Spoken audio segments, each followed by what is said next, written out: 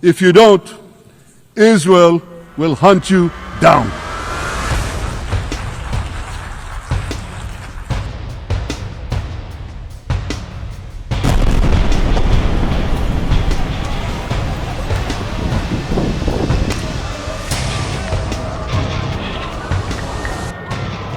Perdana Menteri Israel Benyamin Netanyahu kembali melontarkan ultimatum keras kepada Hamas dalam pidatonya di Sidang Umum Perserikatan Bangsa-Bangsa. Pidato yang berlangsung pada Jumat waktu setempat itu tak hanya ditujukan pada dunia internasional, tetapi juga diarahkan langsung ke jalur Gaza melalui pengeras suara di perbatasan hingga siaran langsung yang diklaim bisa diakses warga Gaza lewat ponsel mereka.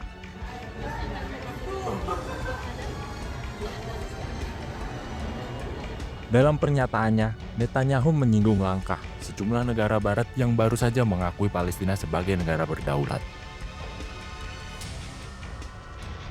Ia juga menyebut otoritas Palestina di bawah Presiden Mahmud Abbas sebagai otoritas yang menurutnya korup hingga ke akar-akarnya. Netanyahu menegaskan Israel tidak akan menghentikan serangan militernya terhadap Hamas di Gaza. Ia bahkan menyampaikan pesan khusus dalam bahasa Ibrani kepada para sandera yang masih ditahan, dengan janji bahwa pemerintah Israel tidak akan pernah melupakan mereka dan akan membawa pulang seluruh sandera. Tak berhenti di situ, Netanyahu kemudian mengarahkan peringatan tajam kepada Hamas. I've surrounded Gaza with massive loudspeakers connected to this microphone in the hope that our dear hostages will hear my message. Our brave heroes, this is Prime Minister Netanyahu speaking to you live from the United Nations. We have not forgotten you, not even for a second. The people of Israel are with you. We will not falter and we will not rest until we bring all of you home.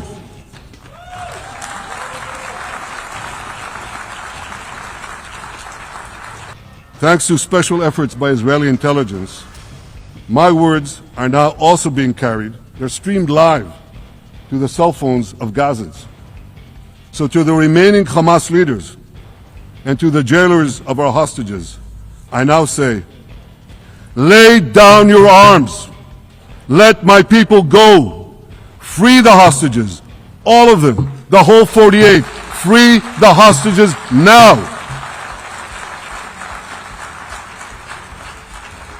If you don't, Israel will hunt you down.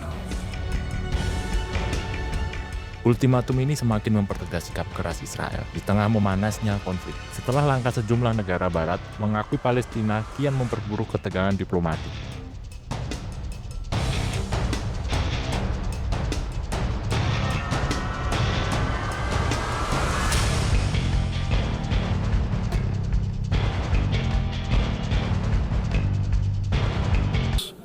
To help secure peace in Gaza or elsewhere,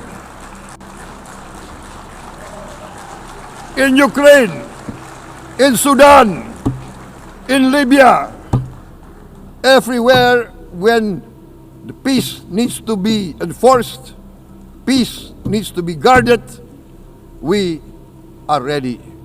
We will take our share of the burden. I want to thank you for your very strong words. Everybody noticed your commitment and your very clear and strong words, so I wanted to personally thank you for that. And you too, my friend. Great speech.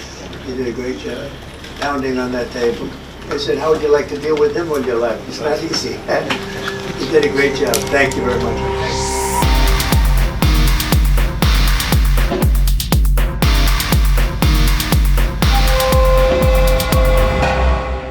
Pidato Presiden Prabowo Subianto di Sidang Umum Perserikatan Bangsa-Bangsa ke-80 mendapat sambutan luas dari para pemimpin dunia.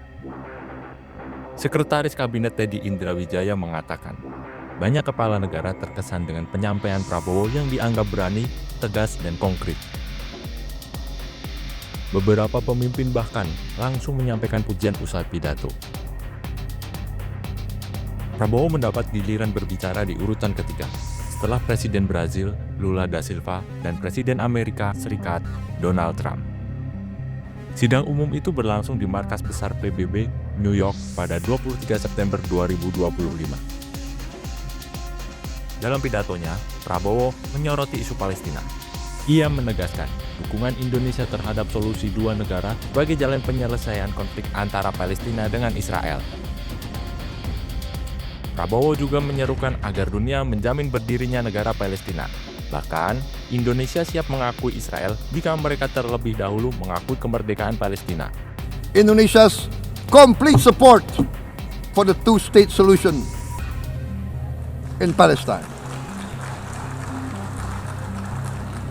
We must have an independent Palestine, but we must also recognize, we must also respect, and we must also guarantee the safety and security of Israel. Only then we can have real peace, and no longer hate and no longer suspicion. Apresiasi datang dari berbagai pihak. Presiden Prancis Emmanuel Macron langsung menelepon Prabowo pada 26 September pagi. Ia menyampaikan rasa bangga dan terima kasih atas pidato yang dinilainya kuat, jelas, dan penuh komitmen. I want to thank you for your very strong words. Everybody noticed your commitment, your very clear and strong words, so I wanted to personally thank you for that. Presiden Amerika Serikat Donald Trump juga memberikan pujian. Dalam pertemuan singkat usai sidang, Trump menilai gaya Prabowo penuh semangat, terutama ketika ia menghentakkan meja podium untuk menegaskan poin penting. Gestur itu disebut sebagai simbol ketegasan dan keberanian Indonesia dalam menyuarakan isu global. And you too, my friend. Great speech. You did a great job pounding on that table. I said, how would you like to deal with him when you left? It's not easy. You did a great job. Thank you very much. Menurut Teddy, pujian dari para pemimpin dunia menjadi bukti bahwa suara Indonesia semakin diperhitungkan di forum internasional. Pidato Prabowo tidak hanya memperkuat posisi diplomasi Indonesia, tetapi juga membawa kebanggaan bagi rakyat tanah air. Kehadiran Indonesia di panggung dunia kini kian diakui sebagai kekuatan yang mampu memberi pengaruh positif bagi perdamaian internasional.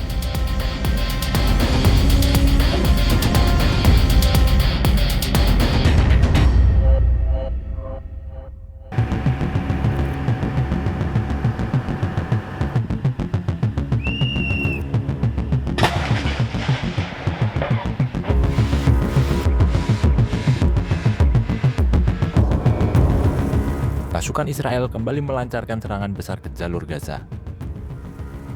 Pada Minggu 28 September, unit artileri Israel bergerak menembakkan peluru dari wilayah perbatasan. Tank-tank Israel juga masuk lebih dalam ke kawasan pemukiman padat di kota Gaza. Otoritas kesehatan setempat mengaku kewalahan, tak mampu merespon puluhan panggilan darurat dari warga yang terjebak di wilayah sasaran.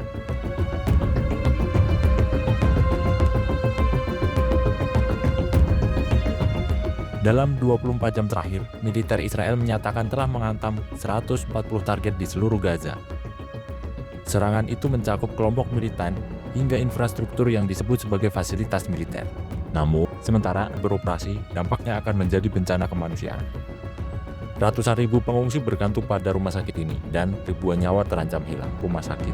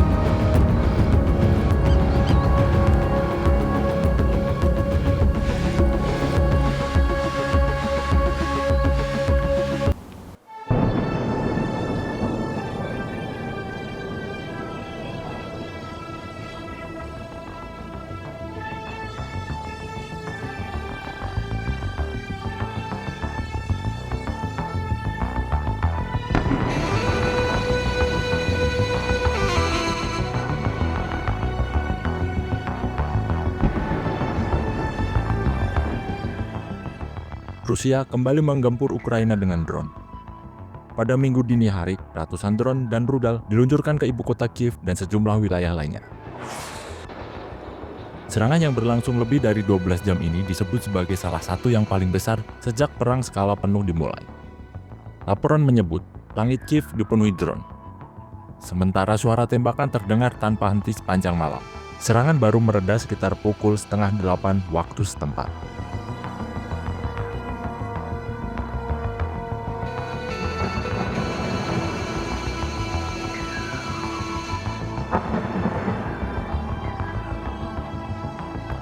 Pemerintah militer Kiev melaporkan sedikitnya 4 orang tewas dan puluhan lainnya terluka, termasuk anak-anak. Warga terpaksa berlindung di stasiun-stasiun kota bawah tanah demi keselamatan.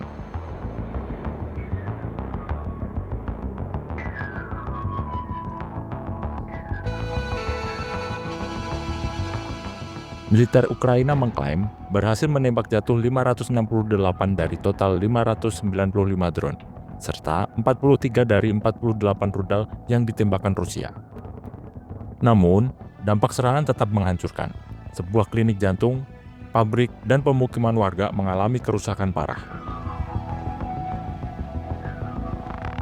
Presiden Volodymyr Zelensky menegaskan, target utama Rusia adalah ibu kota Kiev dan beberapa kota lainnya, termasuk Zaporizhia, yang mencatat sedikitnya 16 korban luka. Sementara itu, negara tetangga Polandia ikut meningkatkan kewaspadaan. Mereka sempat menutup wilayah udara di 2 kota tenggara dan mengerahkan jet tempur hingga ancaman dianggap berlalu.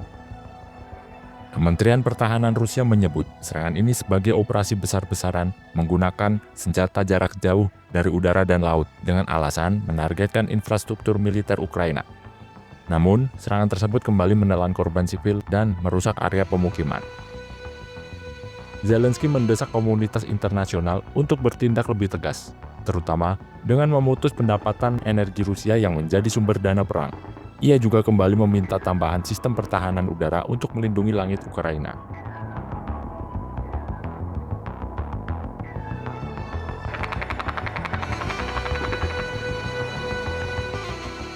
Tragedi Minggu dini hari ini menambah panjang daftar korban, dengan angka kematian di Ukraina terus meningkat di tengah perang yang belum menunjukkan tanda-tanda berakhir.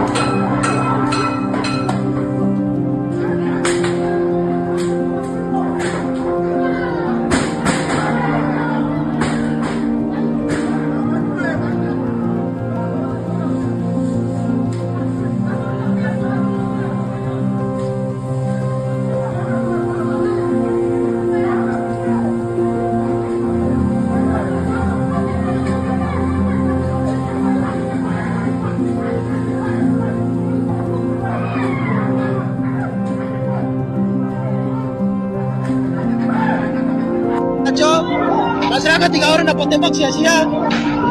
Akhirnya sekarang dong, Kodim dong mana bakar. Asmat kacau. Kacau.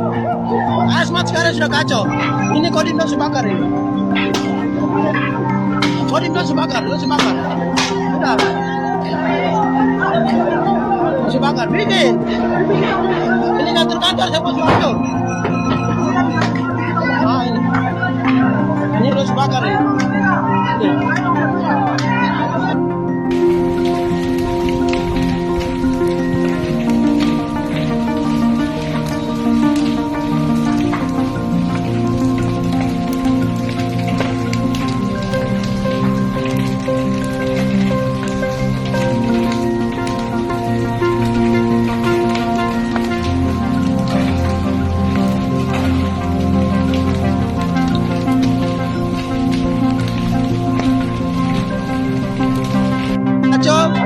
Masyarakat 3 orang dapat tembak sia-sia. Akhirnya sekarang dong, Kodim dong mana bakar. Asmat kacau. Kacau. Asmat sekarang sudah kacau. Ini Kodim dong sebakar ini. Kodim dong sebakar. Sudah. Sebakar. Bikin. Ini kantor-kantor saya mau hancur. Ah, ini. Ini dong sebakar ini. Ini. Assalamualaikum warahmatullahi wabarakatuh. Salam sejahtera untuk kita semua. Shalom, Om Swastiastu, Namo Buddhaya, salam kebajikan. Yang saya hormati seluruh kader hadir di Jakarta Theater. Di kesempatan yang berbahagia ini, DPP PSI periode 2025-2030 menjadi langkah awal untuk kita selamat atas dilantiknya untuk teman-teman yang tergabung di DPP PSI, dan saya juga mengucapkan terima kasih sebesar-besarnya kepada tim formatur yang telah mendampingi saya dalam menyusun personalia kepengurusan secara objektif, transparan, dan penuh tanggung jawab. Saya ingin menyampaikan beberapa pesan yang bersifat internal, yang dimana salah satunya adalah evaluasi pengurusan. Ini yang dilantik jangan seneng-seneng loh. 3 bulan saya ganti. Kalau jelek gitu loh. Ya kalau bagus ya dievaluasi lagi 3 bulan. Karena mau gimana pun kalau per 3 bulan saya nggak mengevaluasi, takutnya nanti ada yang malah enak-enakan. Kenapa? Karena target kita di 2029 ini kan lolos ke Senayan, dan lolos ke Senayan itu kan bukan hal yang mudah. Tapi saya percaya kita di 2029 bisa masuk Senayan, karena sekarang ada tambahan amunisi baru, yaitu Pak Ahmad Ali yang mendampingi saya.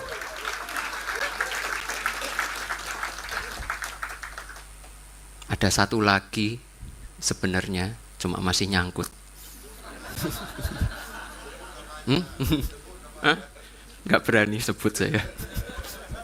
Nggak apa-apa, kita kan masih punya kesempatan banyak.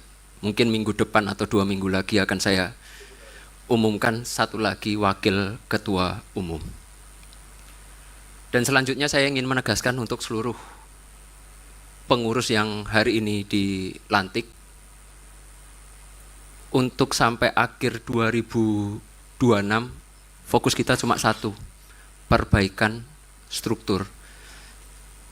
Kenapa? Karena nanti akan ada verfak lagi dari KPU untuk partai yang belum lolos ke Senayan. Walaupun sebenarnya di tahun 2020 kita bisa mengatakan ada 5 kader PSI yang sebenarnya masuk ke DPR RI. Tapi hak kita yang di DPR itu kan malah jatuh ke orang lain yang sebenarnya bukan mewakili masyarakat. Tapi itu kan sudah ada ketentuan di parliamentary threshold. Tidak apa-apa, kesempatan kita di 2029 jauh lebih besar. Insya Allah partai ini akan jauh lebih besar di 2034 nanti. Saya berharap banyak untuk pengurusan baru. Bang Ali, saya minta tolong dimonitor semua wakil ketua umum kalau ada yang nakal-nakal. Saya nggak tahu nanti ini Bapak Ronald ini kan biasanya yang terkenal dengan nama Bro Ron. Ini kayak gimana? Ini kadang harus dilepas, kadang juga harus dipegangi. Tapi saya rasa Bro Ron ini sudah dewasa. Kita nggak perlu mengingatkan apapun. Beliau sudah tahu yang baik dan buruk itu yang seperti apa. Dan kita sudah lihat contohnya selama ini yang dilakukan oleh beliau kan baik-baik semua.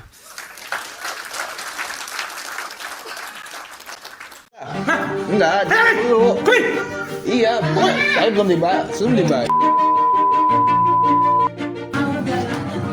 Seorang kurir ekspedisi bernama Irsyad Dulanam berusia 22 tahun menjadi korban pembacokan saat hendak menagih pembayaran paket COD di kawasan Harapan Jaya, Bekasi Utara pada Kamis 25 September 2025. Enggak, dulu. Iya, saya belum dibayar. Iya, Bapak kan belum dibayar. Saya minta itu doang. Ya udah Bapak jangan begitu lah. Tuh. Jangan begitu Bapak.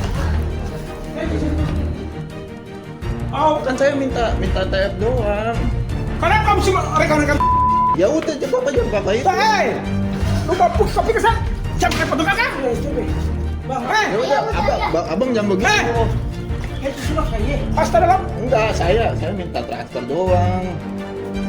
Kan saya nggak tahu kalau Bapak ini bayar. Iya, aku nggak ada nomor Bapak. Aku minta nomor Bapak. Betul. Saya bisa belum ada nomor dia. Iya udah. Abang punya nomor ini berapa? Saya kirim ke abang aja nih. Dalam video terlihat seorang pria bertubuh gempal tiba-tiba keluar dari rumah sambil marah-marah dan membawa senjata tajam. Irsyad sempat mencoba menjelaskan bahwa dirinya hanya datang untuk menagih pembayaran paket. Namun, penjelasan itu justru membuat pelaku semakin emosi. Pelaku melontarkan kata-kata kasar dan mengayunkan golok ke arah kurir hingga mengenai punggung tangan korban. Meski sempat berusaha menghindar, Irsyad mengalami luka bacok dan langsung mendapatkan pertolongan medis. Saat ini, Irsyad sudah melaporkan kasus ini ke Polres Metro Bekasi Kota.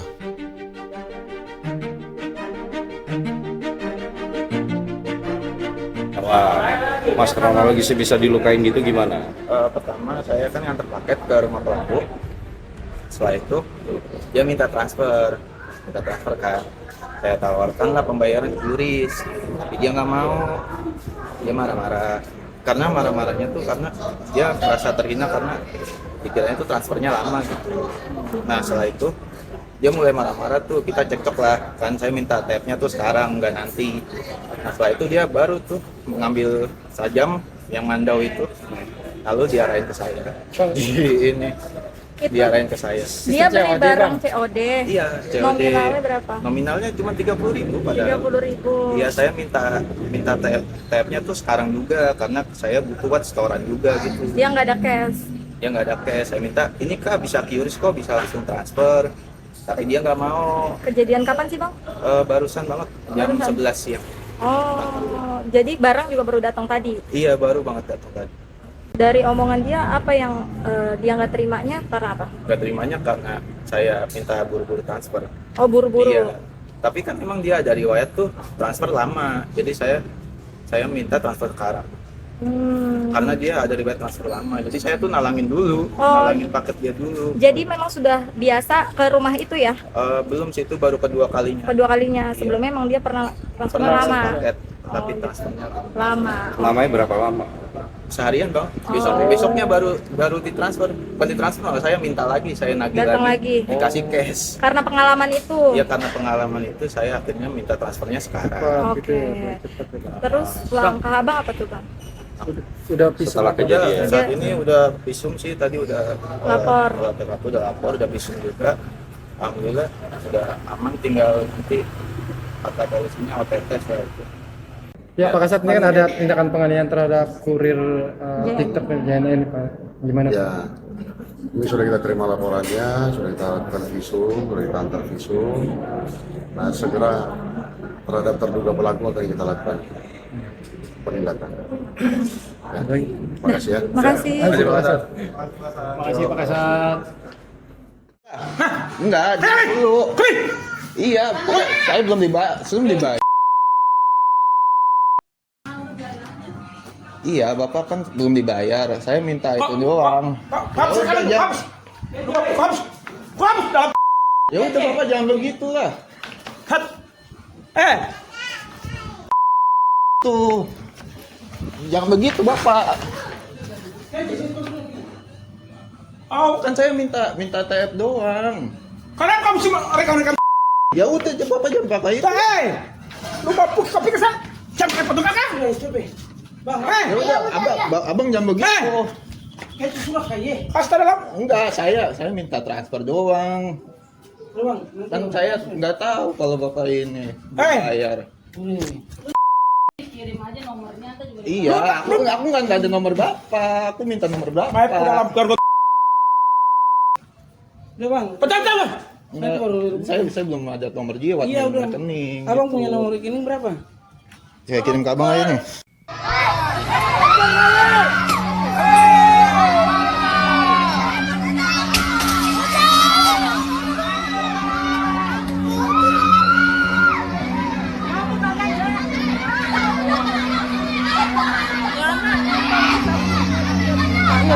Karena orang itu berdua. Iya.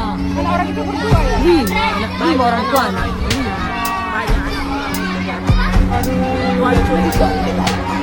Oh ini lapanya.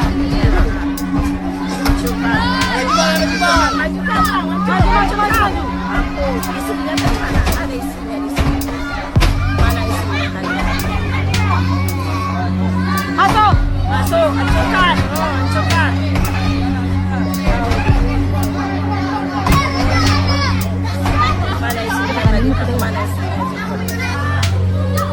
Oh banyak anak-anak di dalam. Oh tadi ya.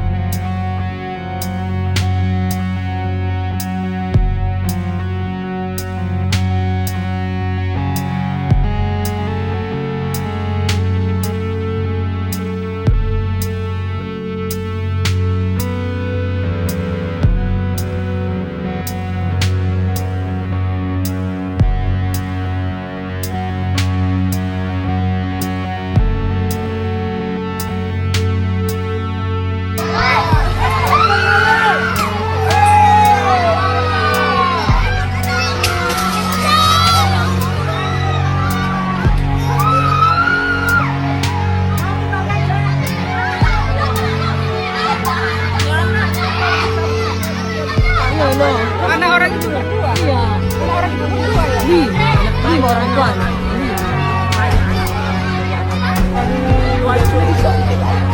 Oh ini lapanya. Maju, maju, maju.